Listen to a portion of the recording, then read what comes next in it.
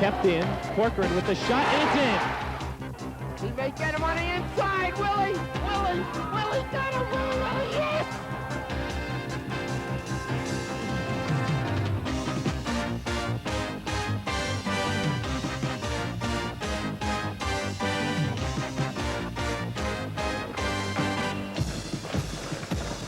Good evening and welcome to TV3 Sports coverage of the 16th Annual State High School Hockey Tournament from Mennen Arena in Morris Plains. Tonight, a semi-final matchup between St. Joe's of Montvale and the Pony Pirates of Seton Hall. Hello everyone, I'm Todd Goodman, and joining me tonight, longtime TV3 hockey analyst Pete Caggiano. And tonight, a good matchup. The winner goes on to play the winner of Montclair and Del Barton a little later in the tournament. Pete, way back in the beginning of the season, we did a preview program, Countdown to Glory. You and I highlighted who we thought would be the top 5 teams in our area. We had Montclair number 1, Seton Hall number 2. Both of them have advanced to the semifinals. Tonight, Seton Hall will battle St. Joe's. Absolutely, and tonight we have 2 excellent teams on the ice. Seton Hall plays a very good skating game. They like to pass. Watch them right in front of the net, sometimes 2 and 3 passes right across the crease before they shoot. And as always, the anchor of this Seton Hall club, senior goaltender Mike Liuzzi. Mike Liuzzi, a senior, has all 15 victories for the Pony Pirates this year. An excellent goaltender. And up front for Seton Hall, obviously a key player, the person who leads the team in scoring and is the catalyst in every game they play, Rocky Fritz. Rocky Fritz, just a junior, 54 points with 39 goals. Probably one of the more aggressive players on the ice tonight. You'll see him all over. And one of the things Seton Hall will have to watch out for, Pete, of course, is the physical nature of St. Joseph's game. Absolutely. St. Joseph's has a big team. They like to play a physical game. That's their style, and it works to their advantage. And, of course, we have to, again, key on the goaltender, and that is David Lahansky. David Lahansky, a senior, big guy, real good with the glove, and likes to hold on to rebounds. And as we move up to the forward position, another player that will sort of lead the way depending on how his shoulder feels, and that is Rob Guth. Rob Guth, another senior, has a problem. Separated shoulder just about 2 weeks ago. They have it taped heavily. Hopefully it will not affect him tonight. Should be a good matchup, should be a close game. And again, the winner moves on to the state finals. We'll be back at Mennen Arena for the opening face-off in tonight's semifinal game right after this.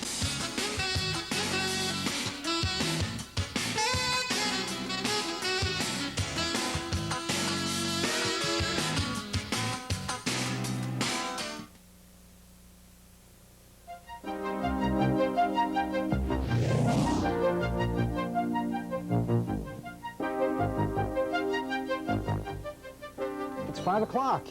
Game time. Weekend athletes who race from the office to the playing field can wind up sidelined for the season. Being out of condition and overdoing it are major causes of pain and injury. Sprains and fractures are the most common. To prevent injury, increase the activity at a reasonable rate. If sudden pain occurs, stop immediately. Avoid using the injured area until pain-free. Aspirin, ice packs, and rest can help. If pain persists or is significant, it should be checked by a physician.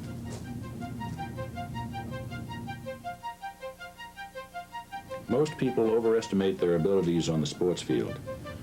Knowing your body's limitations will help you stay in the game.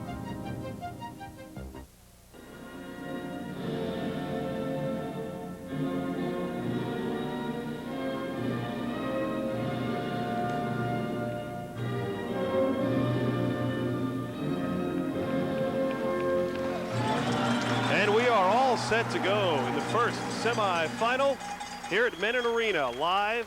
We are at Morris Plains at Mennen Arena. I'm Todd Goodman along with Pete Caggiano.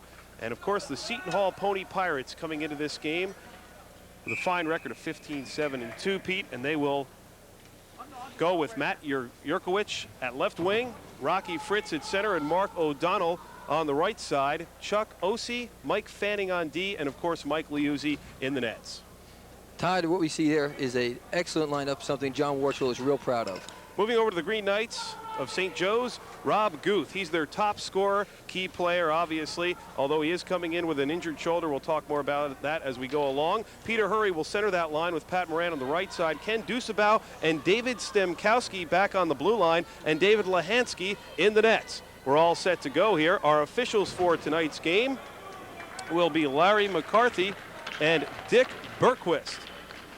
And I know, Pete, you worked a couple of games during this tournament. Have you ever had a chance to work with either of those gentlemen? I sure have. Both Larry and Rick are two excellent officials. Larry McCarthy, the fellow along the far wall, is an ECAC official in the chapter. And the winner of this game, of course, will move on to meet the winner of Montclair and Del Barton in the other semifinal. Right off the draw, it's St. Joe's of Montvale controlling. They are in the white uniforms with the green trim. Moving it up the near boards, Pat Moran tries to clear the zone and does.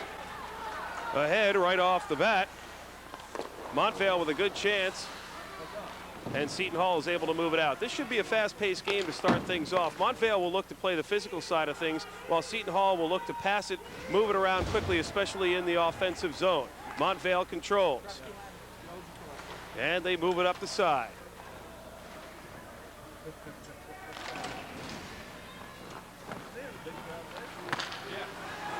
Play now in the neutral end. And it's picked up there by Darren Smith. Smith sending in. St. Joe's picks it up, and they'll move it right back out. Peter Hurry moves it back to Ken Dusabau on D. Dusabau back for Hurry. Hurry into the neutral zone. It's taken there, picked off by Seton Hall. Back to the blue line. Working the blue line are Jeff Johnson, number 22, and Brian Wevada, as they change up quickly here in the early going. To the right side now of Lahansky. Dusabau digging for it along with Smith. Here's a chance for Smith. Shots blocked, and the puck does move back out into the neutral zone, and it's picked up there by Johnson. Johnson sends it to the far side. Dusabau clears the zone. Dusabau seeing a long shift to start things off, and his partner David Stemkowski broke it up by Smith. Couldn't get a shot away, and St. Joe's is able to clear. Both teams changing on the fly early on. Todd, what you saw was the senior Dave Lahansky come out and break up that pass. Long shot on goal by Ryan McKenna, centering the second line for St. Joe's. Stopped easily by Liuzzi. Picked up by Keith Bland. Bland sends ahead. Right back the other way. Chuck Osee, number 29 for Seton Hall, sends it all the way in. So Seton Hall will dump and chase to start things off, but anyone who's seen this team before can tell you that John Warshaw will change systems in the middle. Moving in, there's Guth with his first chance, a backhander that goes wide. And it's picked up by St. Joe's again. Pulled down in front was Peter Hurry, no call. Back to the blue line, shot sent on, kicked aside by Liuzzi. Comes into the near corner, and getting physical right away is Guth. He's going to show Seton Hall that his shoulder isn't hurting him at all. That was a very nice rush by Bob Guth. He walked around, nice play by Chuck Ossie to force him wide, and then a good save by Mike Liuzzi. Guth gets the puck back, sends in, and St. Joe's will change again on the fly. Gene Katz will call the lines and do the coaching for St. Joe's in his first season. And here's another chance for the Green Knights. Shot goes up over the glass and out of play, and we'll have our first face-off. Quick start to this game, Pete. Absolutely, and again you saw Chuck Osee, the senior, playing that left defense. He got a piece of the shot by the St. Joe's player, and the puck left the rink, and that's why we're going to have the face-off. But you hit the nail on the head, Todd, as there we take a look at the senior Mike Liuzzi. Both good physical play, a lot of skating, and you're going to see different systems tonight. And there's David Lahansky, the goaltender for St. Joe's. St. Joe's wins the draw. Comes back to Bland, who sends a backhander into the corner. Picked up there by Mark O'Donnell. O'Donnell out there along with Fritz at center. Matt Yurkowicz on the left side. In the far corner, looking to dig it out is St. Joe's. They're putting the pressure on early, but Seton Hall able to clear the zone. The Knights dump it right back in. There to play it is Jeff Johnson. So far, both coaches going with their top two lines and top set of defense. And watch number 13 in blue, Rocky Fritz. He's an explosive player. O'Donnell sends it deep into the corner. And John Warshaw, the head coach of Seton Hall, 20th year, leading the Pony Pirates, a legend in New Jersey hockey, decides to change him up once again. Along the near boards, it's Hurry moving it in, and he'll have to come back out as there's a delayed offside.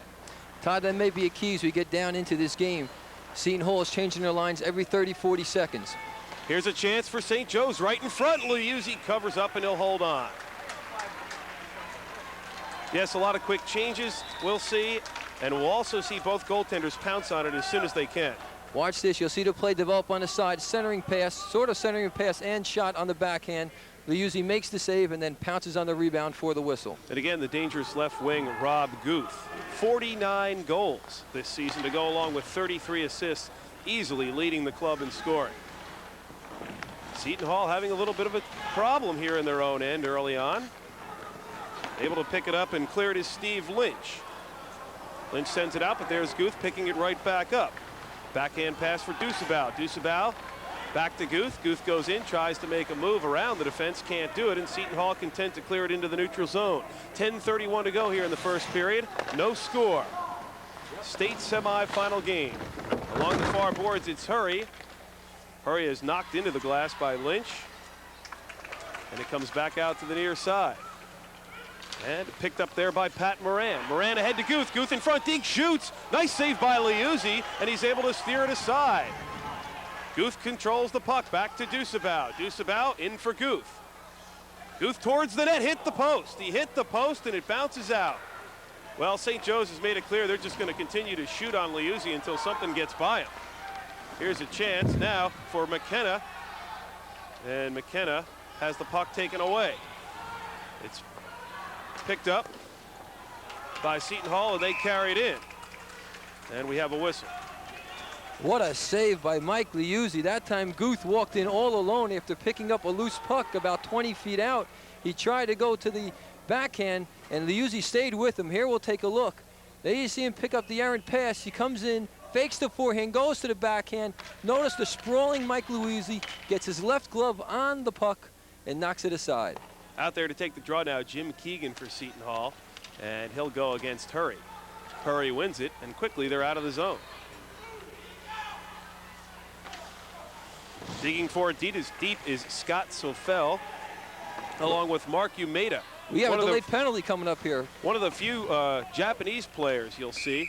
Mark Umeda, number 7, and we do have a penalty call. And we'll see our first power play opportunity of the evening, and it will go to St. Joe's. He has a cross-checking penalty called against. 32 blue cross-check. You hear the call, and it'll be Brian Wayvada going off for Seton Hall, and we'll have our first look at the St. Joe's power play. Pete? St. Joe's has an excellent power play. This is what they work on. They have a potent scorer, obviously, in Rob Guth, but Peter Hurry and Pat Moran centering that line. They do an excellent job. Back at the blue line, Keith Bland and Bill Sands. There are 2 Sands brothers on this St. Joe's team, Bill being the elder of the 2. And St. Joe's will work it around right off the draw. It comes back to Bland. Bland sends it across to Sands. And you see Guth on the near side. He'll wait. He'll try to move in when he gets an opportunity. There he goes. A drive from the blue line, knocked down at the defense. Seton Hall can't clear it. Another chance for Dusabau. Dusabau shoots it wide. Digging it out for Seton Hall is O'Connell and Chuck Ossie. They can't clear it, and now we have another whistle. And we're going to get, things are going to even up now as we have a slashing call. 15 white slash. Pat Moran, the sophomore. As you see him entering the box there. We'll take a look. Watch right in front of the net on your right-hand side. You see him as he'll come down. Oh, it must have been just before our cameras picked it up. In any case, that'll even things up for 1:21 seconds, at which time Seton Hall will go on the power play. As much as St. Joe's is controlling this game, Todd, I don't think it's much different than what Seton Hall expected. They play a very disciplined game. They don't just throw the puck up, they work for a shot, and I think you'll see the patience pay off when we get to the third period. And a fun situation for both players and fans is 4-on-4. Seton Hall controlling in the neutral zone and carrying it in. Delayed offsides, as in ahead of the play was Gary Cordovano. Now normally Rich Bonner, who wears number 15 for Seton Hall, would be in that second or third set of defense. You have Ossie and Fanning in one pair, and then Johnson and Wayvada in the other pair. Bonner, though, out with a separated shoulder. So he has the same injury that Guth has, but Guth able to play. And Guth suffered his even more recently in the victory over Chatham, a 9-1 win for St. Joe's that got him to this game. Strange bounce off the boards as Seton Hall sends in. Moving it ahead up the near side is Bland. Bland sends ahead for Yameda. Yameda cutting for the net with a shot. Stopped by Liuzzi before it could get through the crease. And Liuzzi looks sharp right off the bat. He looks sharp because he's been tested. He's had no time to rest since the beginning of the game. He's been working hard. Here we'll see the plays that develops along the near boards. Yameda takes the shot. Liuzzi with his left glove right on the ice is able to hold on for the whistle. Pulled down a little bit there by Jeff Johnson, but it's early in the game. Good defensive play, Todd. You don't want to call too much, right, Pete? Absolutely not. Let him play the game. Off the draw, it's picked up by Seton Hall's Darren Smith. Smith sends it ahead. And moving it into the zone is Glenn Moog, number 9. Moog, spelled the same as Andy Moog of the NHL, but pronounced Moog. St. Joe's able to pick it back up. 17 seconds remaining in the St. Joe's penalty, in the Seton Hall penalty, and then they will get a power play. Now down to 9 seconds left. Guth along the near side, backhand pass ahead for Hurry. Hurry moves it up for Dusabau. Dusabau stops short, sends it towards the net. A floater that bounces, and again, Liuzzi content to just cover up and hold on, and that'll kill the penalty and give Seton Hall 37 seconds on the power play. That time, Brian Wavada almost screened Mike Liuzzi. He didn't see the shot to the last second, and then he held on for the whistle. Pete, either one of these two teams overly impress you in the games you reffed or saw during the tournament so far? Well, I saw Seton Hall in their playoff game against CBA, which they won by the score of 4-1, and they looked real good in that game. Their passing, their poise was exceptional. Big upset, too, yes, with CBA coming in number 1. And then I refereed the CBA St. Joe's game where CBA dominated them for the entire game, and that ended up 4-1 CBA, and that was the Gordon Cup semifinals. Here's a chance for Seton Hall as they move in across the line. O'Donnell, sends in, looking for Fritz. Fritz goes behind the net. Wraparound try in front, stopped by Lahansky, a chance for O'Donnell, he scores! There it was, Todd, the control, the work. That's the first time they sustained the puck in that zone, and it resulted in a goal. Why? Because they practiced that over and over again, and it came through right there. You'll see some excellent passing behind the net. Nobody got over anxious. They worked it real well. This is the first go-around. That's Matt Yurkowicz behind the net, trying to send in front. 26 from 13 and 14. The first time it doesn't work. The second centering, there's the tap. You see just punching over and just trickling over the line. So it was 14, Mike Fanning, not number 4. So give the assist to Fanning and Fritz, and the goal goes to Mark O'Donnell. Seton Hall with a 1-0 lead, 6:56 to go here in the first period. That's the same way they worked the puck in the game against CBA to get them into this game. The same thing. They are quick when they get in that offensive zone. Behind his own net, sweeping it around is Chuck Ossie. Ossie out there, he'll stay out there with Fanning. Fritz steals it in his own end, moves it ahead. Here's a chance for Ossie, he goes wide.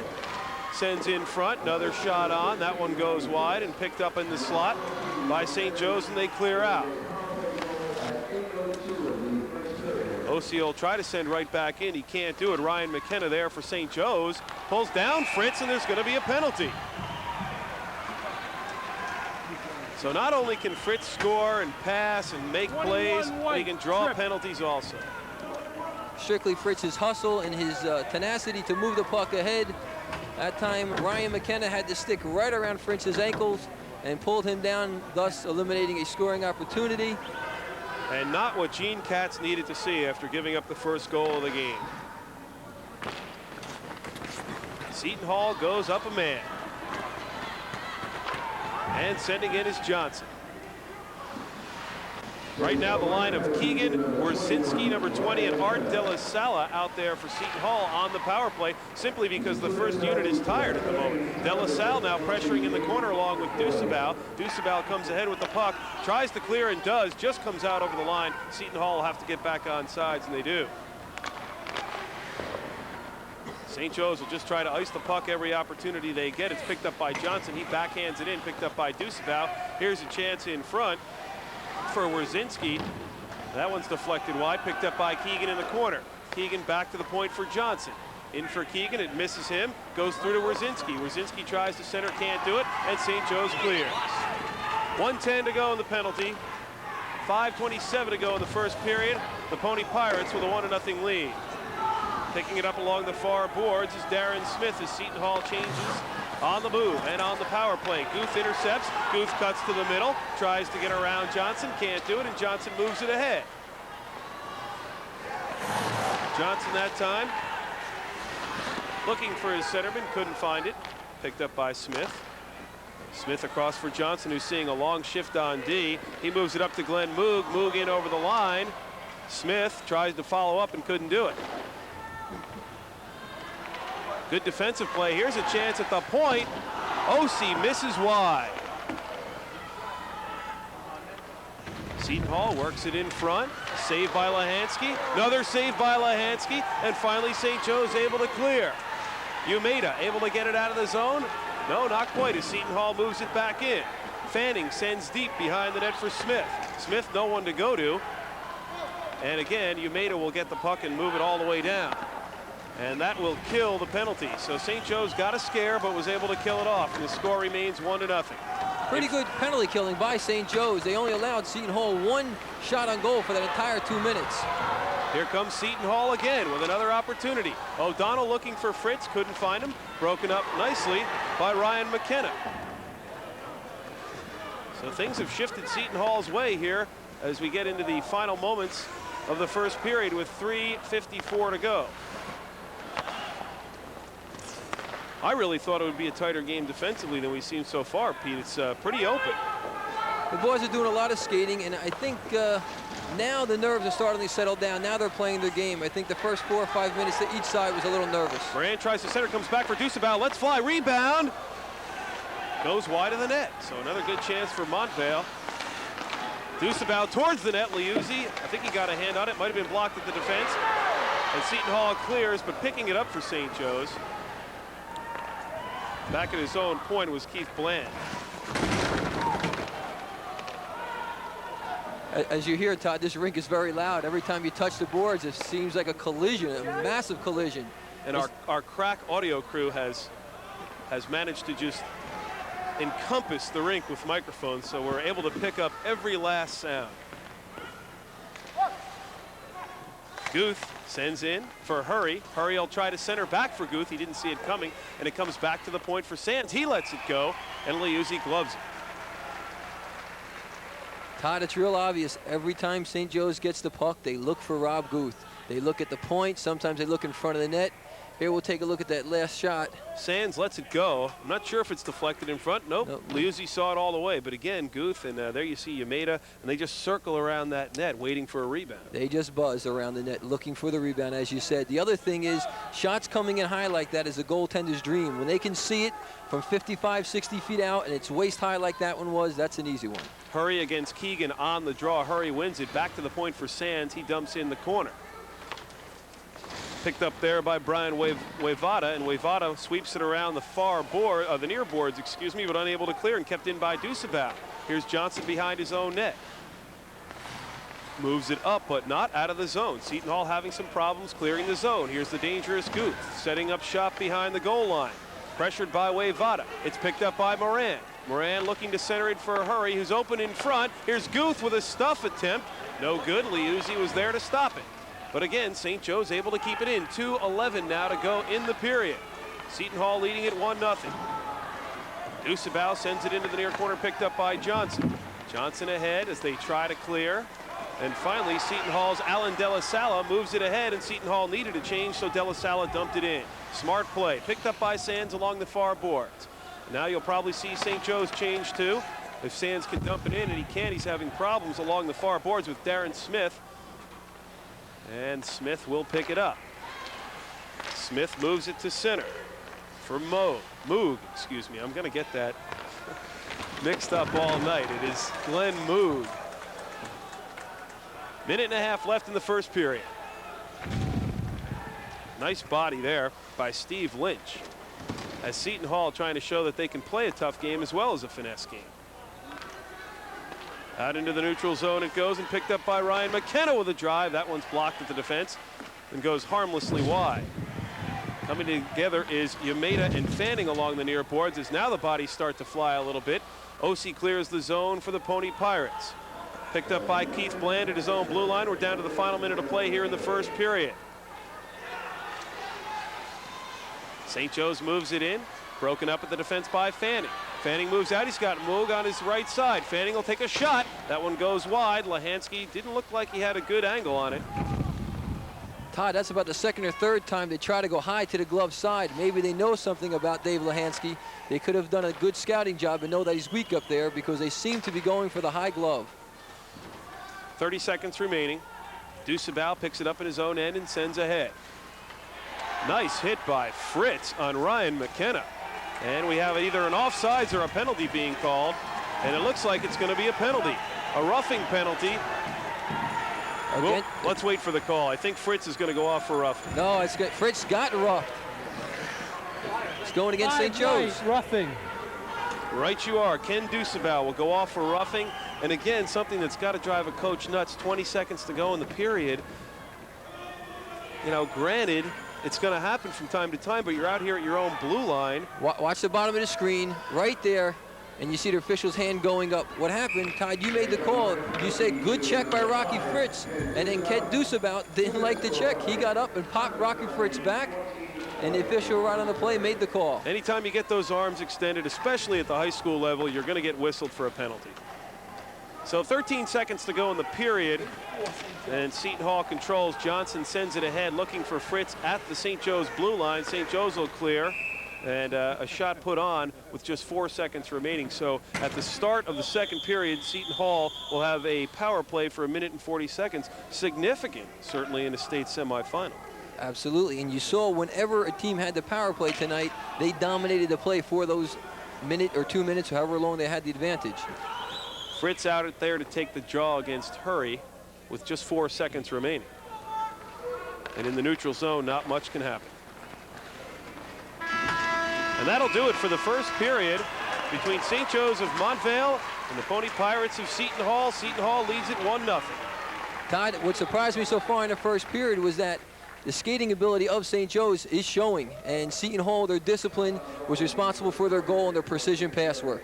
We thought it would be a good game. We thought there'd be some skating and it might be a little tight. So far, we've been right, and we expect more good hockey in the second period. We'll be back with that right after this.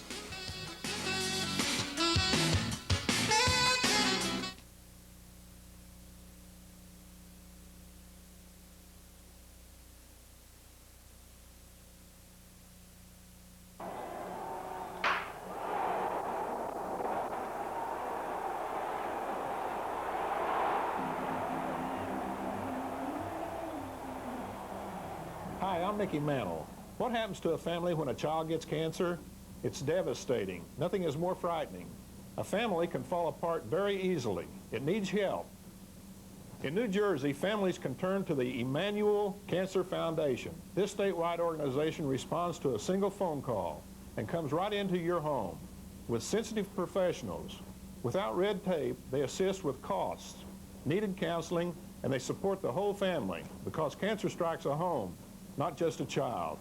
I know because 10 years ago it hit my home when cancer struck my son Billy. But there can be happy endings. Billy is fine. We're all fine again. If you need any kind of assistance, please call the Emmanuel Cancer Foundation. No one is ever turned away. Call today. We're back at Mennen Arena. I'm Todd Goodman along with Pete Caggiano. Glad you could be with us for tonight's hockey game between St. Joe's of Montvale and Seton Hall. After one period, Pete, it's 1-0 Seton Hall. Let's take a look at the goal. It was a very pretty play, and this is the kind of stuff we expect from John Warshall's club. Absolutely. This is going to be Mark O'Donnell's 19th goal. Watch the plays that develops from behind the net. They try a wrap around at first. It doesn't work, goes all the way through. And there you see Fanning circling. His centering pass comes out, and that time O'Donnell gets a piece of it, and it just trickles over past the goaltender, and that gives a 1-0 lead for Seton Hall. And that line of Fritz, Fanning, and O'Donnell, really powerful, and they've done a lot of scoring all season long. As a matter of fact, Rocky Fritz led the team with 39 goals, 15 assists for 54 points, and he only played 23 games.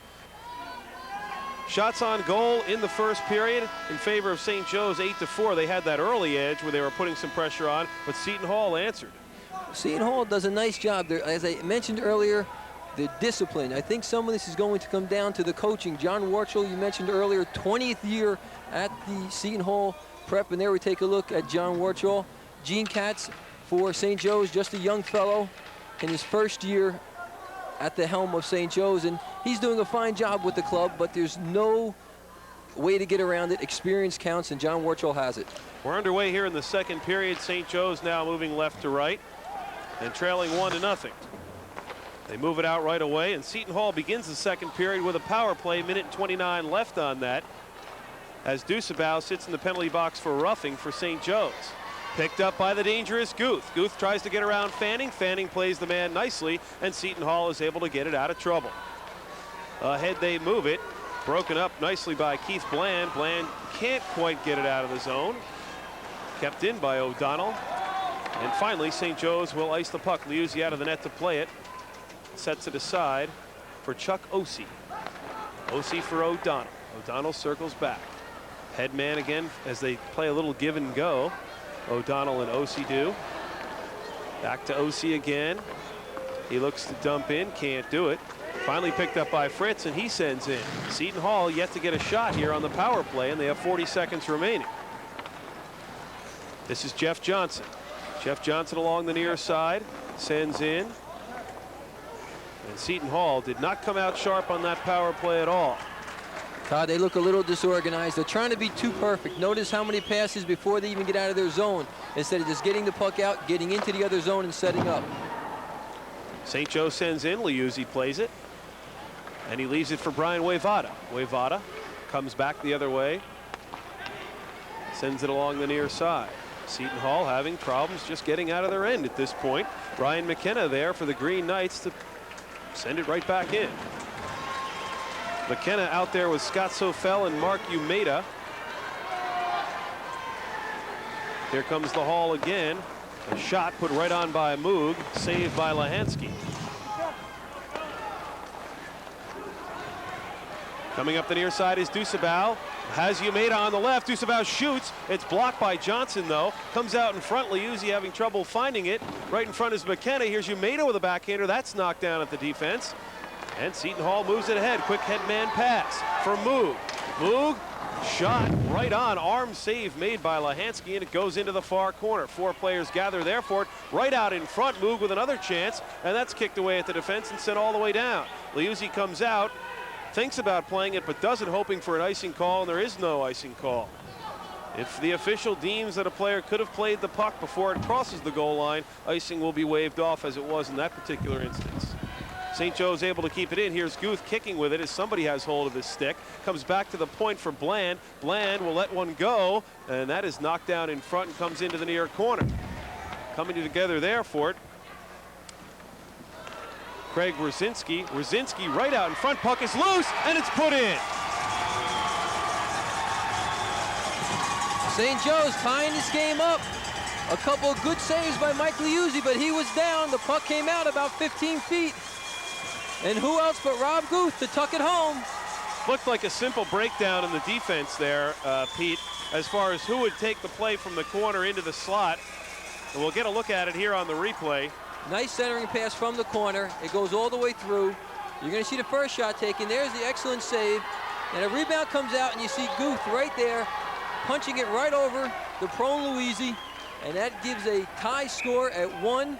And for Rob, that is his 50th goal of the year. And you can just see the scoring touch because that puck was bouncing into the deep slot. Guth knows enough to hang around that deep slot, and he was able to sort of time it as he swept through the shot. It wasn't just as though the puck slid out. It was a bouncing puck, and he nailed it on that last bounce into an open net. Liuzzi out of position, having to make the first save. Anytime you score 50 goals, you have the scoring touch. We're all tied up with 11:54 remaining in the second period.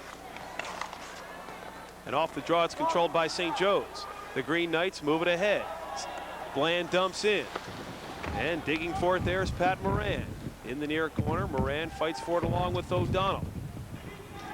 Picked up by Moran. Moran tries to go back behind Liuzzi and does. Right out in front. Here's Guth again with a shot. Save Liuzzi.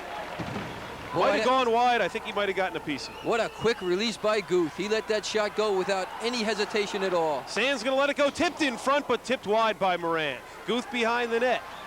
O'Donnell after him, misses him on the check. Comes back to Bland again. He shoots, and that one goes wide. Deucebaugh at the other point. It never gets to him, though. And here comes Seton Hall back the other way. The ever-dangerous Rocky Fritz for O'Donnell. Backhander. Closing the pads on it was Lahansky. A rebound try also saved by Lahansky. And we've got a wide-open game. Tipped in front by Jurkowicz. Jurkowicz along the far boards, sends in front looking for Fritz, but it didn't quite reach him. Fritz with a backhand pass, nobody there, picked up by Bland. Bland getting a lot of ice time here in the beginning of the second period, as is Guth. Here's Deucebaugh in the near corner. Deucebaugh moves it up along the right wing boards.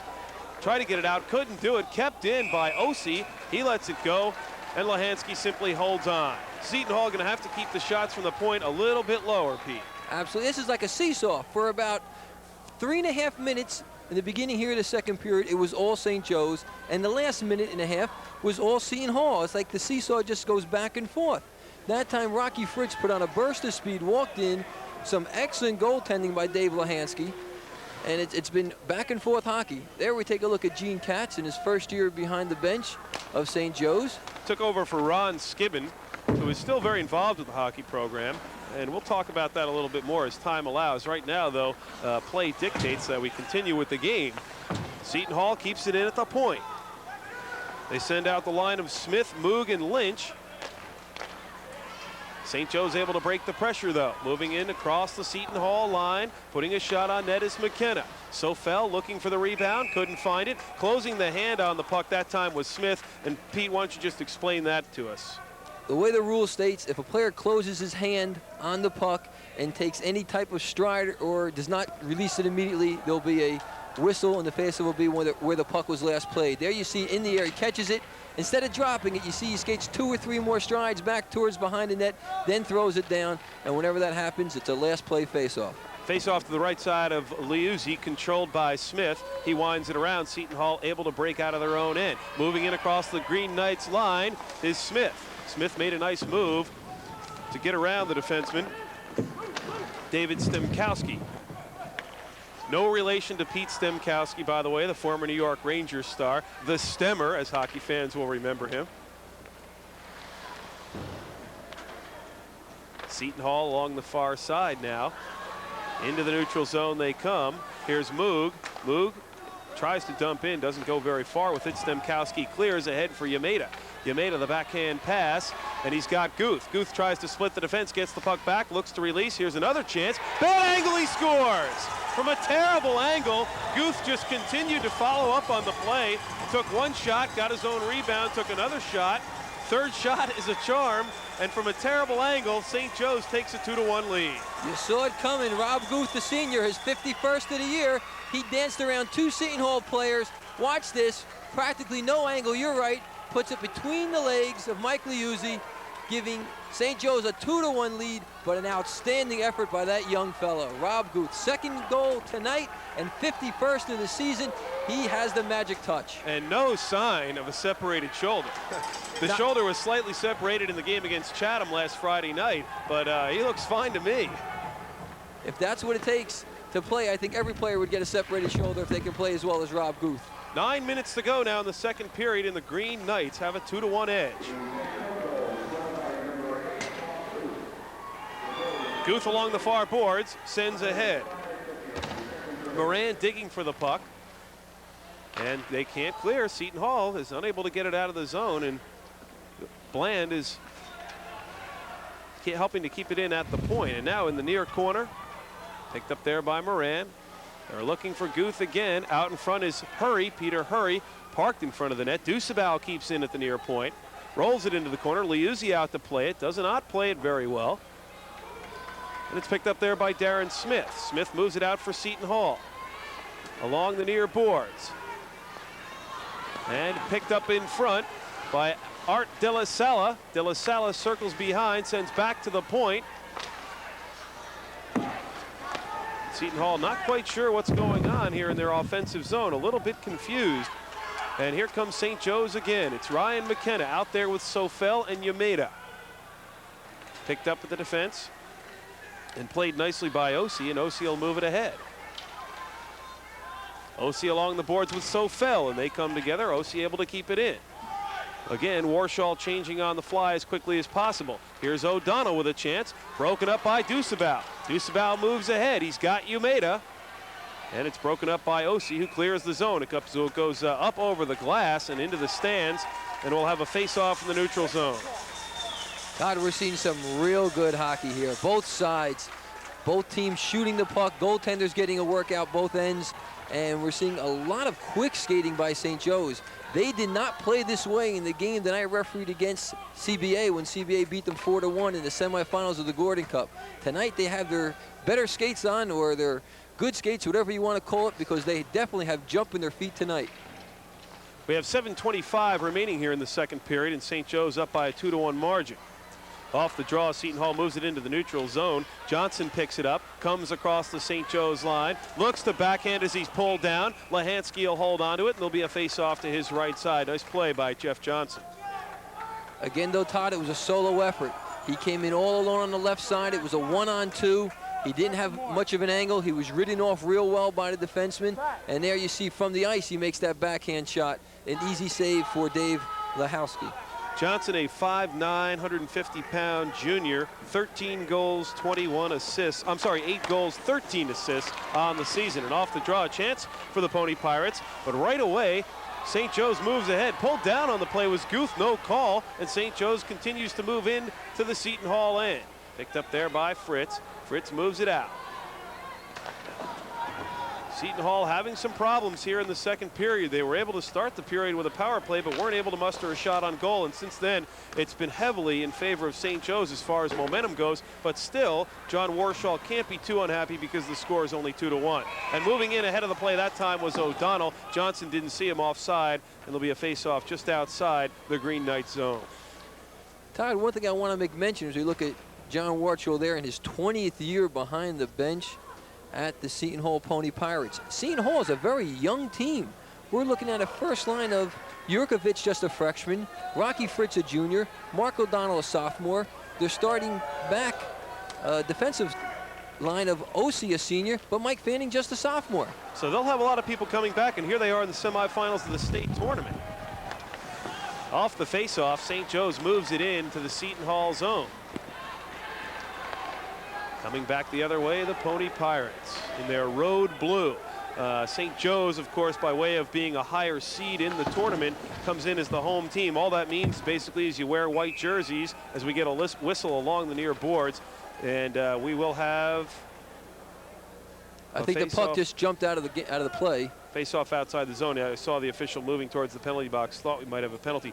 But I was going to say you wear the white jersey if you're the home team, and you also get the last change if you're the coach. And that can be crucial as the game winds down. Absolutely. When you get a kid like Rob Guth out there, you may want to shadow him. That's something that Seton Hall may want to do as we get on later in this game. In his own zone is Chuck Osi. He moves it across. Played up ahead for Moog, and Moog dumps in. Moog out there with Darren Smith and Steve Lynch. And now Lynch has been replaced on the right-hand side by Dean Caggiano. Caggiano, number 19 for the Hall. Fanning sends back in. It'll be played easily by Lahansky, and he leaves it for Keith Bland. Bland seeing all kinds of ice time so far, as is the first line of Guth, Hurry, and Moran. Here's Bland moving up along the left wing side, sends out. Fanning will just drill it right back in on net, but a delayed offsides. And that's an interesting question, Pete. If you have a couple of players offside, the puck comes out, Fanning takes a drive from the neutral zone. Had that puck gone in, is that a goal or no? No, it is not. In fact, that's why the official Larry McCarthy blew the whistle right away. Whenever there are players inside the zone and the puck re-enters the zone, it's a delayed whistle. However, if the shot is on net, if it's at the goaltender, the whistle is blown immediately, and that's what you saw in that situation. 2-1 our score in the second period, 5:25 remaining. This is a semifinal game. The winner will go on to the final and take on either Del Barton or Montclair. Here's Yameda. Yameda cuts to the center, lets one go. Liuzzi sticks it up over the glass, out of play, and there'll be a face-off to his right side. There we take a look at Mike Liuzzi. In the first period, he saw 8 shots. I would guess he has seen about 10 so far here in the second period, and we still have a little over 5 minutes remaining. O'Donnell has the goal for Seton Hall, and Rob Guth has both of them for St. Joe's. St. Joe's sends out the line of Ryan McKenna centering Scott Sofel and Mark Yomeda. McKenna wins the draw. Shot right on is gloved aside with a blocker by Liuzzi. They dig for it behind the net into the near corner and finally cleared out. Back there to pick it up is Bill Sands. Sands moves it ahead, but it's intercepted nicely by Craig Wierzinski. Wierzinski moves in. Wierzinski taking all kinds of punishment as he goes into the corner. Maintains control of the puck. Looks to move it around for Keegan. Keegan will go behind the net. Wierzinski in the near corner. Wierzinski faked going back to the point, went for Keegan. Puck comes high into the neutral zone, played by Johnson, and he will fire it right back in. Seton Hall looking to play the man a little more now in the second period. And that's what they may have to do. Art De La Sala leaves it along the far side for Wayvada. Fritz pressuring along the far boards. So far, Rocky Fritz basically has been neutralized by the Green Knights. And we have a scrum of players along the far boards. No whistle yet as the referee says, move it, fellas, let's go. Oh, you're not going to get the whistle. Todd, you're absolutely not. The rules have been changed. Whenever the puck is stalled between 2 players, you do not blow the whistle. You let them play on. Guth centering, nobody there. Nice play by Moran. Quick backhander, Liuzzi steers it aside. And Guth dumps Johnson in the corner. Back to Dusabau it comes. And now Seton Hall taking what you might call mini runs at some of these St. Joe's players. Dusabau with a drive. That's kicked down at the defense by Wayvada. Rebound is loose. Liuzzi scrambles to his feet as Hurry tried to get a shot off. St. Joe's pressuring. And here comes the Hall. Here's O'Donnell with Fritz. O'Donnell moves in, shoots, saved by Lahansky. Fritz there for the rebound behind the net, couldn't control it. And moving it to the opposite side to Guth. Here's Hurry. Hurry circles back, trying to set things up. 3:05 remaining here in the second period. And we'll get a call for icing, and the faceoff will come all the way back down. Todd, don't underestimate the 2 saves Mike Liuzzi just made down in the corner. As the puck came out, he was down and from a prone position. Once he stuck up his leg, the other time he reached up with his arm to stop it. We're going to take a better look at this. Here's the first shot. Look at the save right there. That's the shot by Pat Moran. Now watch the second save with his blocker at his right glove. That's Peter Hurry taking the shot, and he makes that save again. And I think that's one less birthday present he's getting, Pete. Could be. I don't think he saw that one coming. He just happened to have that blocker in the right spot. You have to be good to be lucky. Here's a chance for Yameda. Osi the only man back. Yameda with a nice move through his legs, but Osi plays the body and moves him aside. That's the way to do it. That is a perfect play defensively by Osi. Yameda centering for Sofel, couldn't reach him, unable to make connections. And finally, Seton Hall is able to get it out of danger. And they have been scrambling in this second period. There's no other way to say it. Land clears the zone. I'm sorry, Pete. That's a perfect way to put it. You can tell they're scrambling. There's times where they don't know what to do with it, and they're skating all over, and they're making bad passes and bad choices on shots. If they remain down only 2-1, and there's a chance by Smith, kicked out by Lahansky. They should consider themselves lucky, absolutely. Back to the point it comes. This shot taken by Fanning. Lahansky makes the save through traffic. I'm not sure what the whistle's for. We're going to get a penalty called, but that puck was loose. Lahansky really made a beautiful save through traffic to preserve the 2-1 lead. Great save by Dave Lahansky. We're going to get a penalty coming up here. Minor high stick. So Seton Hall will go on the power play. Nice save by Lahansky. And there's a loose puck, but you don't hear it, obviously. The whistle blows right there as soon as they touch the puck. And again, it's Dusabau going off. So Seton Hall with an opportunity to tie now. 2:13 remaining in the period. And of course, it'll be a 2-minute power play for the Pony Pirates. That was a classic save by Dave Lahansky. He stacked the pads, slid both pads to his right side, made the save, but then as soon as his teammate touched the puck, the whistle blew because there was a penalty against Ken Dusabau for high sticking. And let's see, with just 2:13 remaining here in the second period, Seton Hall has an opportunity to tie this game. They put O'Donnell at center with Yurkowicz and Fritz. And back at the point, Johnson and Wayvata, and here's a break for Yamada on the breakaway. He shoots, save Liuzzi, and he holds on. Oh, what a save by Mike Liuzzi. So goaltending at a premium tonight. Boy, we saw 2 or 3 great plays. First, Seton Hall wins the faceoff. Guth gets the puck, puts it up to Yamada. Now watch Yamada come in here. He has his head up. He's looking where to shoot. He tries to beat him to the stick side. Liuzzi, in similar fashion, stacks the pads, has his right hand on top of his right leg, and holds on for the whistle. Outstanding.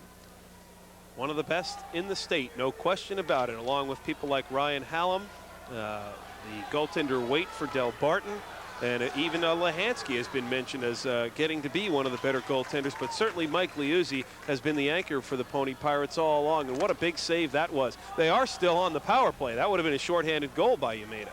1:45 left in the period, 1:30 left in the penalty to Dusabau, and Seton Hall will try to mount some sort of attack here in the closing minutes. We're in the second period. Fritz in the corner, back to the point. Back to Fritz it goes. Johnson on one point, Wayvata on the other. Here's a shot by Johnson, kicked out by Lahansky. It goes into the corner and Fritz controls. We're talking about the patience. Here you see it right now, Todd. Watch as they set up and look for the perfect shot. Here's Yurkowicz behind the net, looking to go back to Fritz. And we have a player in the crease, I believe, Pete, and we will, whenever a player is in the crease for an extended period, they'll blow the whistle and move the faceoff outside the zone, and is that a costly infraction? Well, you saw Rocky Fritz yell right away that it was pushed in. What happened was they worked the give and go. Rocky was covered as he cut through the middle, and he cut right through the crease. And as long as his team had possession of the puck, it was a good call, and they'll take the faceoff outside with just 1 minute and 1 second remaining here in the penalty, and 1:14 left to go in the second period. All right, Fritz stays out there. O'Donnell will center.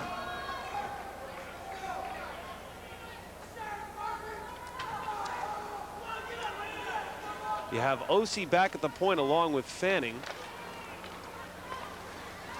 And a weak pass ahead, broken up nicely by Moran, and Moran sends all the way in. 1 minute to go now, 1 minute remaining in the second period. 45 seconds to go in the penalty. Here's Fritz, he's got some wheels. Fritz cuts to the center, backhand pass, could not find his winger, the person he was looking for, O'Donnell. There's a drive by Fanning, and that's saved by Lahansky. Back to Fanning, he'll let it go again, and it's shot wide. Comes all the way out. No, it's kept in by Osi at the near point. He sends behind the net. And it's picked up there by Bill Sands. Bill Sands will try to clear, kept in nicely by the skate of Fanning. Fritz in the corner, looking for someone to go to. He's got Yurkowicz and O'Donnell. Here's Fanning. Fanning into the corner. Here's Fritz moving to the center. Fanned on the shot. He's all over him there. For St. Joe's was Peter Hurry, and Hurry is able to get the puck and clear it, and with 13 seconds to go, great job by the Green Knights killing that flurry on the power play by Seton Hall. 5 seconds remaining in the period, and that should do it. In Seton Hall, which went into the locker room up by a goal after the first period, goes into the locker room this time down by a goal, 2-1. No doubt about it, Todd. The play was carried by St. Joe's, but you saw what happens when Seton Hall has the time to set up in the zone. They can be very dangerous. Twice they almost tied this game up. When they're allowed a chance to set up, they can do it. All right, they're going to come out with a Zamboni and resurface the ice. We'll be back with the third period. And don't forget, this game, if it's tied after regulation, may go to overtime. We'll be back with third period action right after this.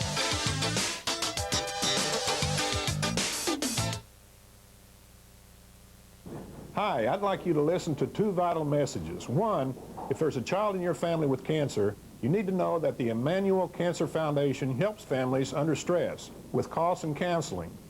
And 2, if you want to be a part of the Emmanuel Cancer Foundation support system, call us. My son was struck with cancer. He's fine now, but we couldn't do it alone. There's nothing like a winning team. Please call. In New Jersey, you are no stranger to the increase in crime in nearly every community. Feel like doing something about it? Watch Suburban Crime Watch on TV3. Crime Watch lets you team up with local law enforcement in identifying and catching the state's most wanted felons. Crime Watch has already helped catch a known murderer hiding out in Miami. Crime Watch helps you prevent crime while you help the police take back our streets. Do something about crime. Watch Suburban Crime Watch Mondays at 9, only on TV3.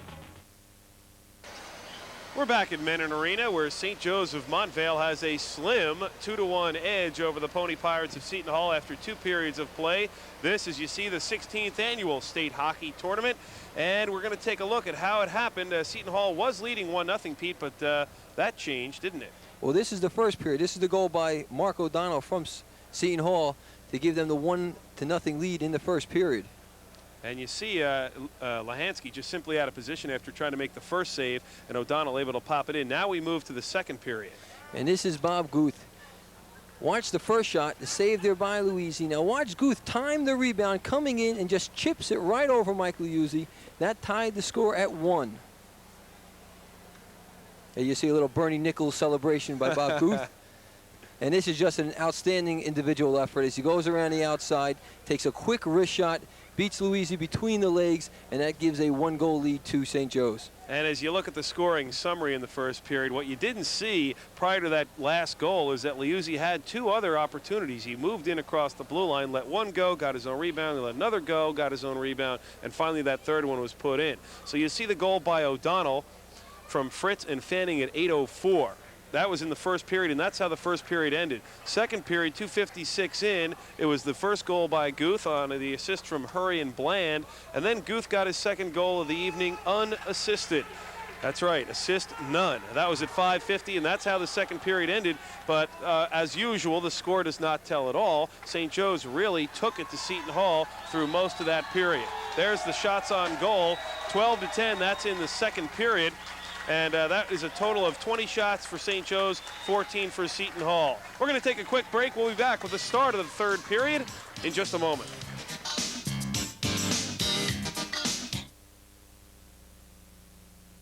Tune in to Suburban Cablevision TV3 and discover the world of dance. Join us for the recital of Montclair High School's Repertory Dance Company, and you'll see jazz, classical, hip-hop, tap, African, ballet, and experimental dance. It all happens only on Suburban Cablevision's TV3.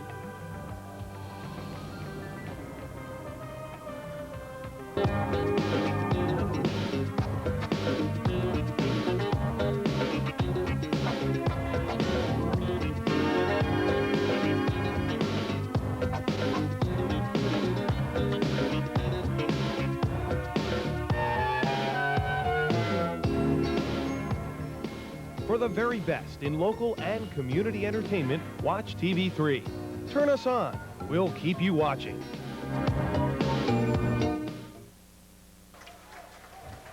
As we get set for the start of the third period here, let's take a look at how these two teams reached this point. They both play in the National Conference A division. First round bye for the Pony Pirates, then they pummeled Mount Olive 9-1, and then got by the #1 seed in the tournament, #1 ranked team Christian Brothers, by a score of 4-1. As for the Green Knights of St. Joseph's, also a bye in the first round. That's what happens when you finish that high. Then they got by Dwight Englewood rather easily, and it pains me to say, Pete, they were able to just sneak by Chatham by a score of 9-1, my alma mater. But I have to get this in. Harvey Cohen and company at Chatham having a fine season, doing a lot better than most people expected. In fact, made it to the semis of the Mennen Cup. So that's how both these clubs got here. And this man, of course, largely responsible. Very largely responsible. There's a guy who can take control of the game, and as we see so far, has been responsible for all the offense of St. Joe's. He is what you call an impact player. And here we are underway now, third period. This is it. Winner of this game moves on to the final. St. Joe's, of course, back in 1989, had to share the state final with Del Barton in that famous non-game, which was canceled because of the measles outbreak. Back in '84, though, St. Joe's was victorious 7-6 over Brick, and that's the last time they won the state final. A lot on the line for these clubs as we begin the third period. St. Joe's in white, and here they come again.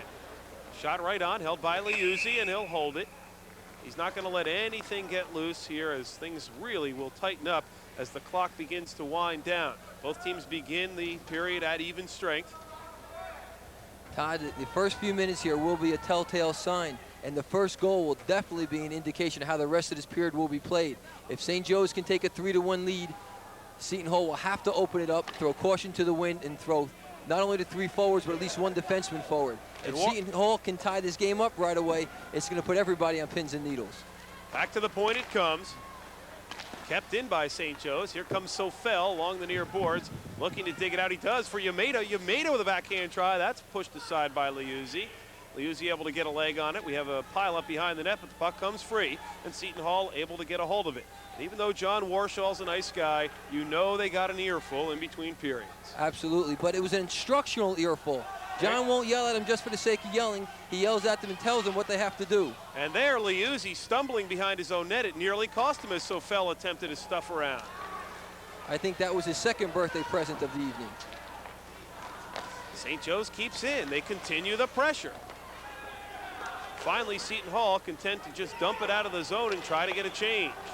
Lahansky handles it easily, leaves it for Dusabau. Here comes Ken Dusabau, moving it ahead for Guth. Darren Smith now for the Hall along the far boards. It's taken away from him.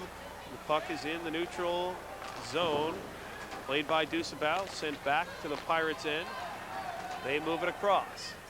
Drive taken by Wersinski. That one goes wide, rather harmlessly. Picked up by the Green Knights. Moving it out is Pat Moran. Moran out there with Peter Hurry. Moran tries to get through the defense. Can't do it. Puck free along the far side. Back to the point it comes, kept in by Bland. Bland moves it for Guth. Guth put a shot on. That was deflected away easily by Liuzzi. Here's Osi now. Winds it around to the far corner for Johnson. Johnson back for Osi. Not very strong, though, and able to pick it up are the Green Knights. A backhand chance right in front for Guth. Didn't get a lot of wood on it, but still, you see St. Joe's. Oh, and here's a break. Here's a break for Seton Hall as they move in. Shot taken by Keegan, goes wide. It was blocked partially by the defenseman who was all over him. 12:20 to go in the third period. Todd, something that may come back to haunt the Pony Pirates later on. What they do, and they do well, but sometimes it can cost you, is their defensemen block a lot of shots. And when that happens, you get a lot of deflections in front. Shot by Moran is scooped by Liuzzi. He let it go. Guth then took another shot. And there's a whistle as the net has been moved off its little moorings. And again, it's not the same as the pros where they have the deep pipes. No, there's not magnets here. Here we're going to take a look at the shot that bounces harmlessly, and Luigi just scoops it away. And then a quick shot, and there, Mike has to be quick. But if you see in the upper right-hand part of your screen, the defenseman for Seton Hall knocks the net off. To get back to what I was saying before, the Seton Hall defensemen are very skilled at blocking the shots, but sometimes they don't block it completely, they just get a piece of it, and sometimes just change direction. That is a nightmare for a goaltender. Bodies being thrown a little more seriously here in the third period. Dusabau, the big man, moves it in along the right wing side. Centers for Yameda. Couldn't connect with Yameda, but St. Joe's keeps in. Shot from the point by Bland. Here's another chance for Bland. That one deflected. O'Donnell gets a hand on it, but is unable to clear the zone. And boy, is St. Joe's just applying the pressure. Here's a chance in front for Ryan McKenna. That one's knocked aside. Liuzzi getting a little more work than he had probably hoped in the opening minutes of the third period. Here's the dangerous Rocky Fritz, yet to be heard from tonight, except for one assist on the O'Donnell goal. Fritz is pounded into the corner. Back to the point it comes. Shot by Johnson. Stopped at the defense. Wow, what a play. Rocky Fritz makes the pass to the point from on his knees. The shot taken from the point and a beautiful deflection in front. But that time, Dave Lahansky was up to the task and made a great save. They work for it behind Mike Liuzzi in the Seton Hall end. Wayvada, Brian Wayvada, number 32, digs it out. Seton Hall still having problems getting it out of their own end. And this is where it gets dangerous. Chance in front for Guth. Tried to just slide it underneath Liuzzi, but couldn't do it. And Seton Hall will move it ahead. Taking it out is Jurkowicz. Jurkowicz sends in. Lahansky moves it aside. Picked up by Moran. Moran ahead for Guth. Misses it through his skates. Sent right back in by Osi and glove by Lahansky.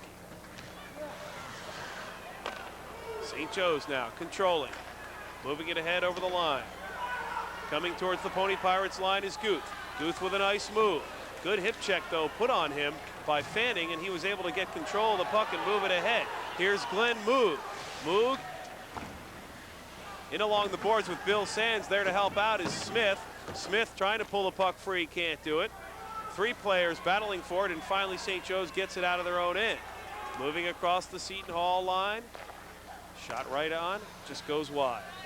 Guth with another shot towards the net. Liuzzi kicks that one out. OC picks up the puck and sends ahead for Moog. Moog has Smith breaking, but didn't see him up the middle. And here's another chance for the Pony Pirates as St. Joe's is on a change, and they'll get a penalty now and a tripping call, and Ryan McKenna will go off. 21 wide, a minor tripping. Watch right there as you see the Seton Hall player coming up. You see the skates, and you see the stick right on the ankle. And because of that, Seton Hall will get another power play with 9.5 minutes to go here in the 3rd period, trailing by 1. A big power play for Seton Hall. Ryan McKenna a little over-aggressive. Probably could have body checked the player. He was stride for stride with him, had caught up with him, but took the easy way out and went with the stick, and he'll sit 2 minutes because of that. OC really hustling, though, around the outside, almost forcing him to McKenna to make the play and pull him down. Absolutely, Todd. Seton Hall knows they have to put the puck in the net here or their season's over, so they're going to start to press a little more, and this is a golden opportunity for them. Fritz out there with Yurkowicz and O'Donnell. Back at the point, Johnson and Wayvada. Fritz behind the net. He'll try to get something going. Back for Wayvada. Wayvada for Fritz, misses the pass. Goes to Yurkowicz in the corner. Back to the point, they move it for Wayvada. Here's Yurkowicz. Yurkowicz thought about shooting, decided not to. He'll come to the near point. No, now he goes back behind the net for Fritz. Wraparound try, no good. Fritz gets his own rebound. Lahansky out of position. Fritz holds on to it. The Seton Hall crowd getting a little restive now, wanting to see some shots. Seton Hall has not been able to mount much on the power play tonight. Over to Johnson it comes. Johnson looking for Fritz, cutting through the middle, couldn't find him. Puck is loose. Wayvada with a drive, and that one goes wide. Comes into the near corner. The Hall putting some pressure on now. Johnson tries to keep in and can't do it. Nice play by Sofel to move it out of the zone. 59 seconds remaining on the penalty to Ryan McKenna. Here comes Guth. Down a man, he's still dangerous. Kept in nicely by St. Joe's, and Guth elects to kill some time. Moves it back into the neutral zone. Smart play by the leading scorer. They have him out there for power plays. They have him out there to regular shift, and he's out there for penalty killing as well. What's that they say? Youth is wasted on the young? It's not wasted on that young fella. He's an excellent player. These kids have endless energy. Darren Smith in the near corner. 20 seconds to go on the power play for the Pony Pirates. Smith tried to get a shot off. It was knocked away nicely by Peter Hurry. Seton Hall just not clicking in their passing game. That has been a key. They're having problems in the neutral zone. Here's Guth working tirelessly. Seton Hall gets it out of their own end and sent right back in. And the penalty to Ryan McKenna has expired. Both teams back at full strength. 7:25 to go in the period. This is the 3rd period. Should Seton Hall tie it, and should it be tied at the end of regulation, we would, of course, see overtime. Guth dumps it in the corner. Liuzzi plays it, leaves it there for OC out in front dangerously. Ryan McKenna tries a shot, but it's blocked by Fanning. Todd, watch this kid, Mark Umita. All the publicity goes to Guth, but this kid, Mark Umita, is an excellent player. Deflected wide in front. A chance for Sofel. He just tipped it, and it was knocked up over the net. Sofel saw nothing but net. Couldn't quite get it in. Yamada cuts in front. Back for Sands. Shot.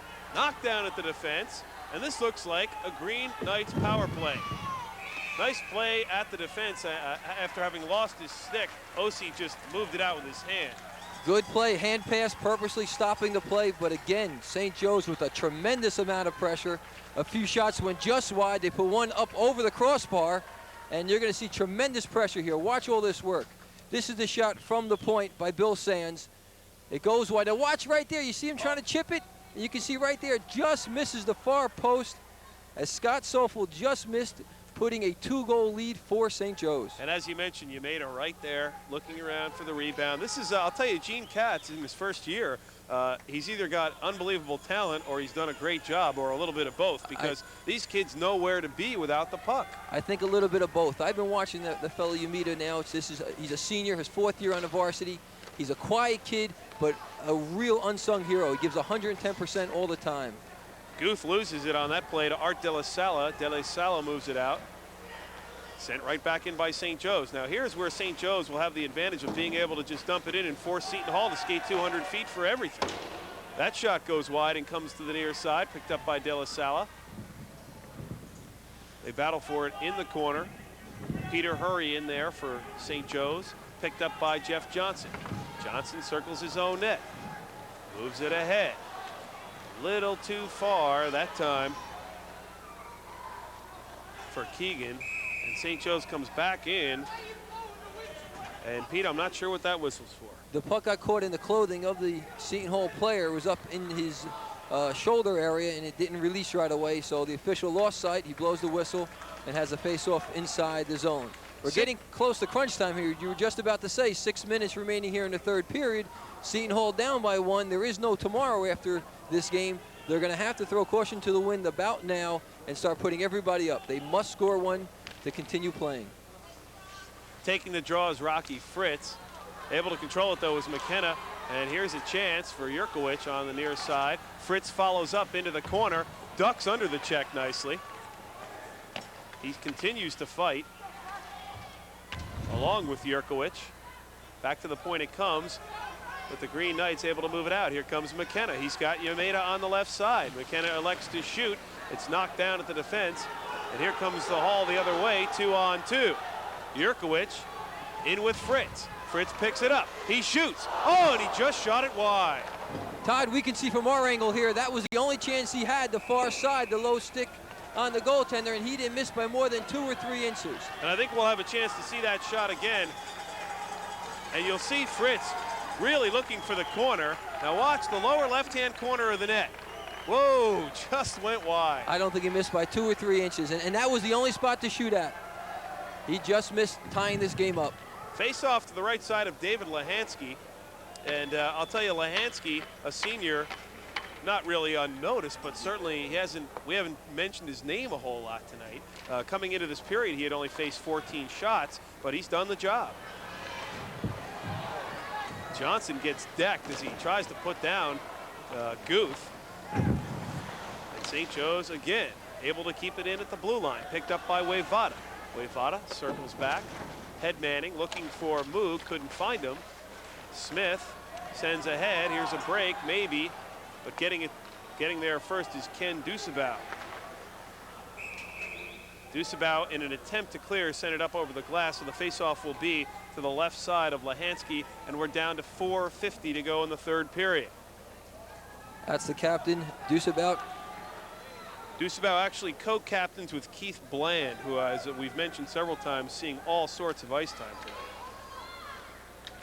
Right now, just under 5 minutes remaining here in the 3rd period.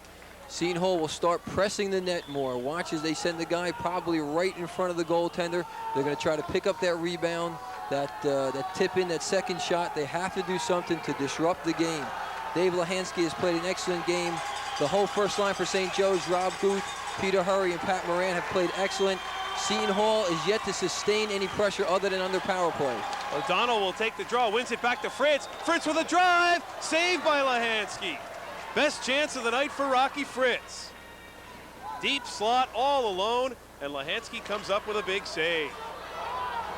Here they come again. Yurkowicz centering, picked up by O'Donnell. He shoots, just shot it wide. I think Lahansky got a stick on it. Again, they try to go to the far side. That time Dave Lahansky got a little bit of the blocker on the shot and knocked it wide. OC dumps all the way in. It's picked up by Guth.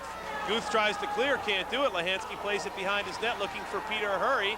And it's picked up by Bland, kept in at the point. And we have another whistle.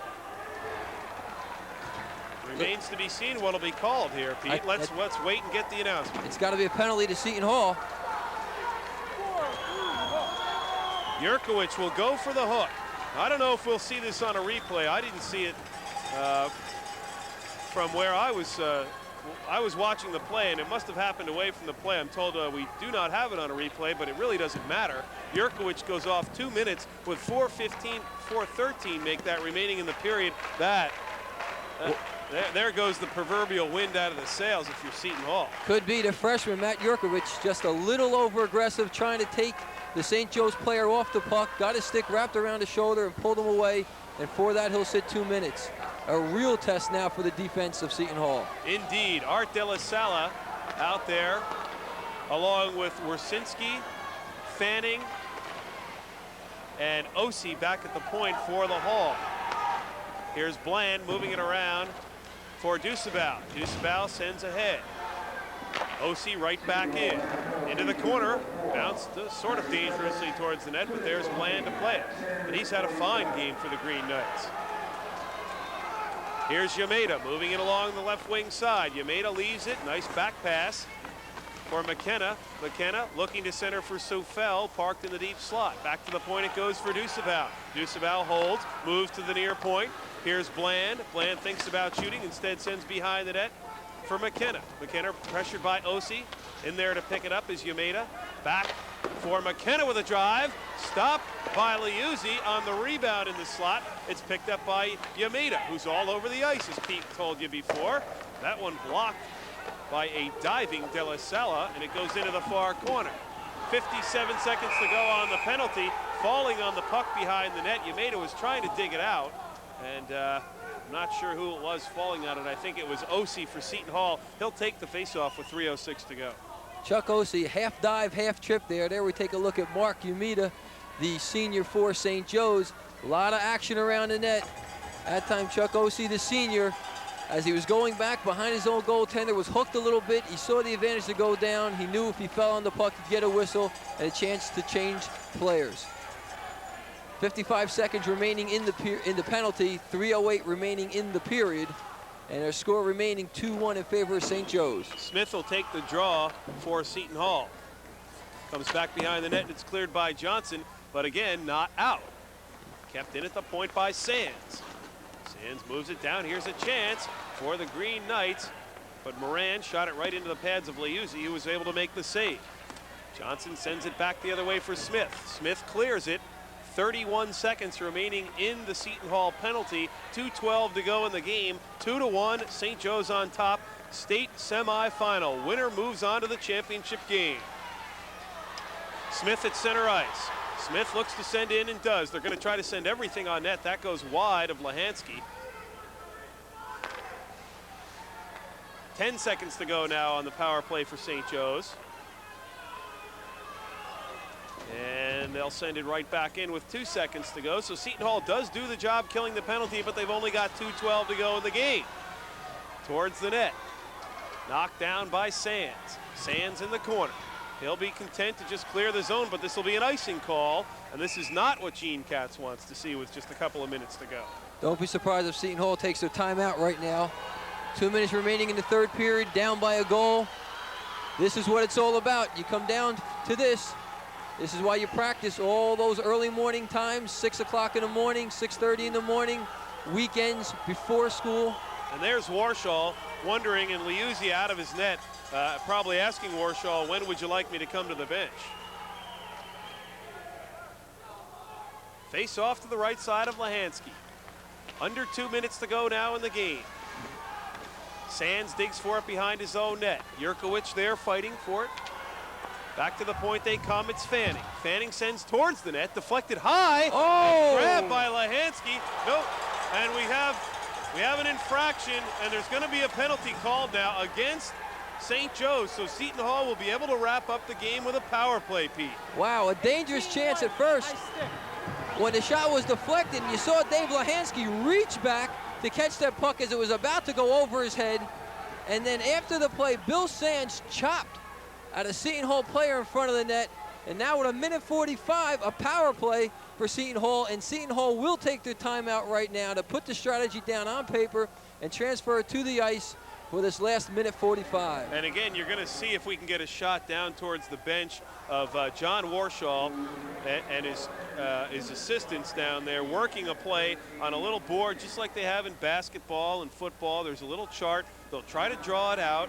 They'll try to tell the players where they want them to be after the faceoff. What should we do if we win the draw? What should we do if we lose the draw? Well, there's two things here. If you notice, you mentioned before, Rocky Fritz had an excellent opportunity to score. That came as a result of winning the faceoff.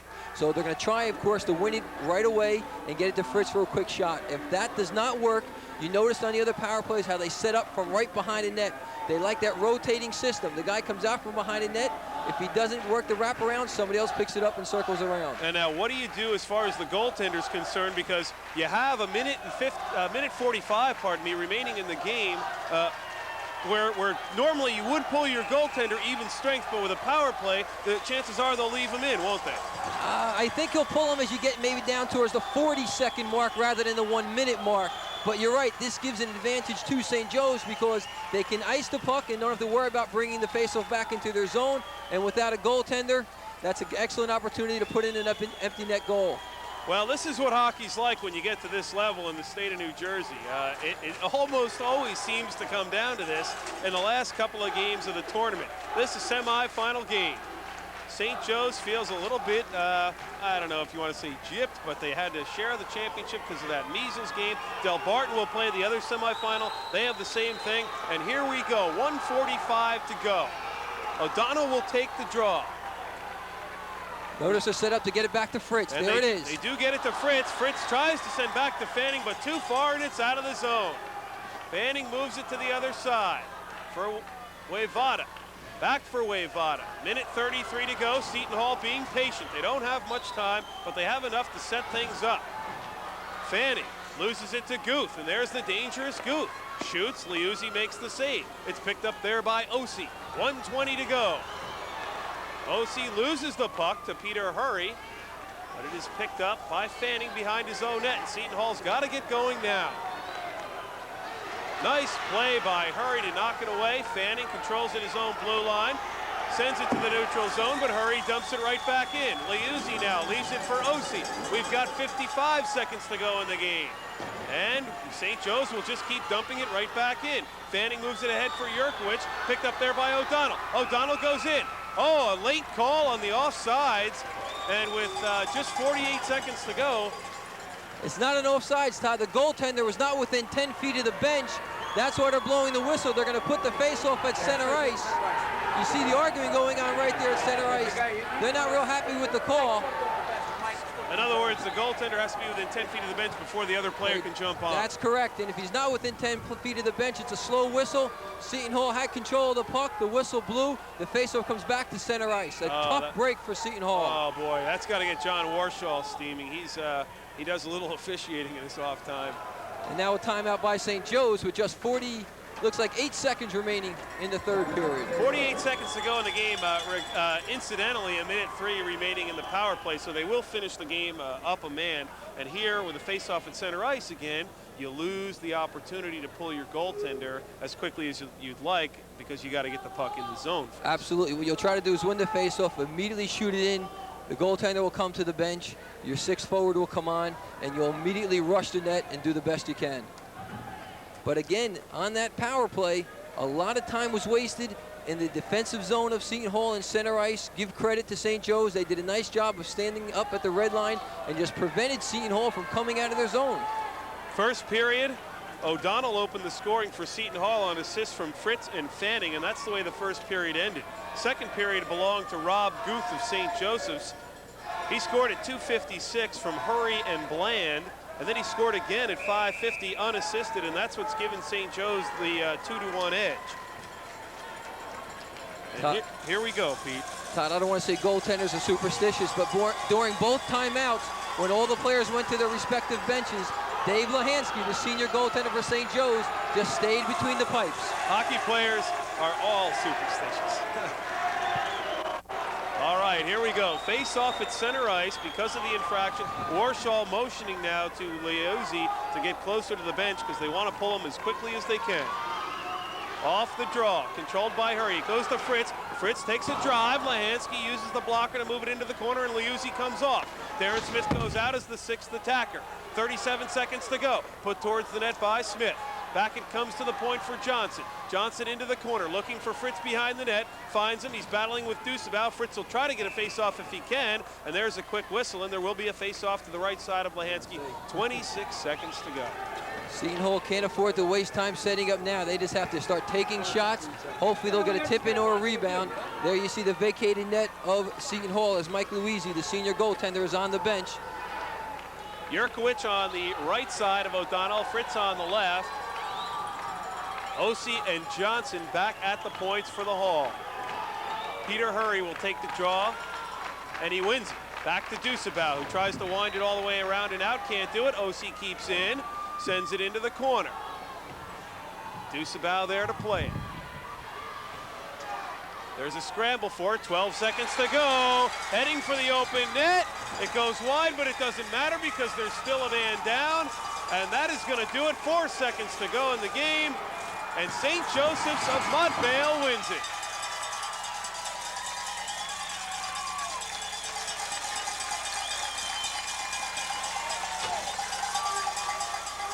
There you see a jubilant St. Joseph's team, and they deserved it. They out-hustled, they outplayed, they out-hit Seton Hall tonight. And of course, the big gun, Rob Guth, with his 50th and 51st goals of the year, propels St. Joe's into the finals on Saturday. You can't say enough about that team. They played well. There you see teammates giving consolation to Mike Liuzzi, the senior goaltender, played his last high school game tonight. Outstanding effort by both teams. We couldn't ask for more, Todd. So for the third time in 7 years, St. Joseph Montvale moves into the state final. They won it in '84 by a goal over Brick. They shared it with Del Barton in '89. They await to see who they'll play, Montclair or Del Barton in '91. We'll be back to wrap it up right after this.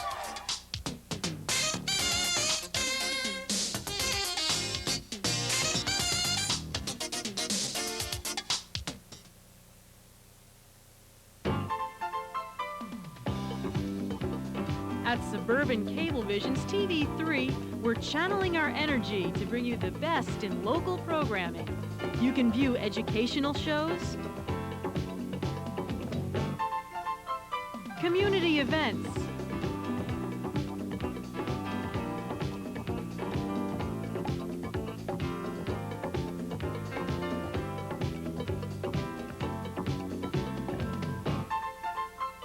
local entertainment,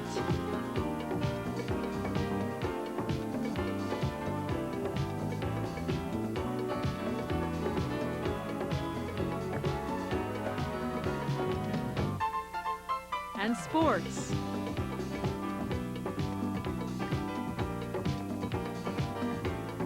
All courtesy of TV3. We're the channel you've been flipping for.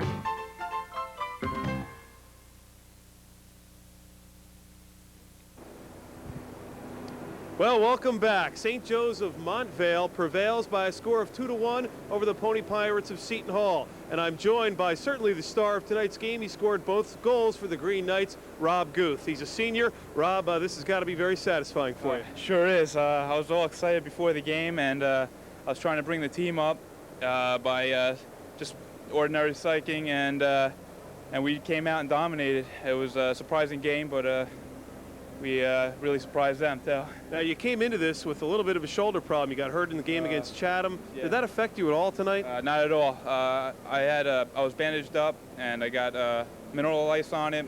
It numbed it, and right now I'm feeling pretty good. Now, did Gene say anything to you in between the first and second period? You were down a goal. There was a lot of back-and-forth hockey, but then in the second period, you guys really took it to him. Actually, he said we were playing fine. It was just that we needed to take the body more.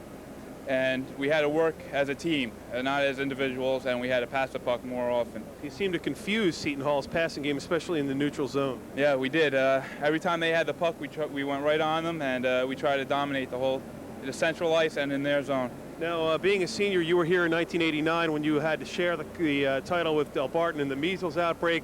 Is this sort of a second chance for you guys? It sure is. It's great to be back, and it was kind of depressing when Del Barton couldn't play us. We really wanted it, and we think we could do it this year. You may meet Del Barton again, or you may meet Montclair. Any preference? I just hope we could do the best we can like we did today. All right, congratulations. Good game. That's Rob Guth. He's a senior, scored both goals in tonight's game as St. Joe's came out on top by a score of 2-1. And I'm joined again by Pete Caggiano. Pete, another great game in the state tournament here. Absolutely. We saw it all tonight. We saw a good physical game by St. Joe's, a good scoring game. Guth, what an athlete. What an athlete. You saw it tonight. You saw his aggressive style. You saw how he can put the puck in the net. Seton Hall tried very hard tonight. They skated a good game. Rocky Fritz all over the ice, unable to put one home. What we saw was a good game, and we saw what we expected, and I think it's an excellent finish to a good season. And again, Seton Hall, a very young team. They should be back strong next year. A lot of returning players. Yes, they only have 2 seniors on their starting squad. John Warchell's very enthusiastic about next year. He has some real young guys coming up. They even have a JV team of 20 players comprised of just freshmen and sophomores. So they have a ton of players down under. All right, Pete, it's been a lot of fun working with you again. Absolutely. And that's going to do it for us here tonight. Again, the semifinal winner in the first semifinal, St. Joe's of Montvale, 2-1 over the Pony Pirates of Seton Hall. For everyone here at TV3 Sports, for Pete Caggiano, I'm Todd Goodman. Have a good evening, everyone.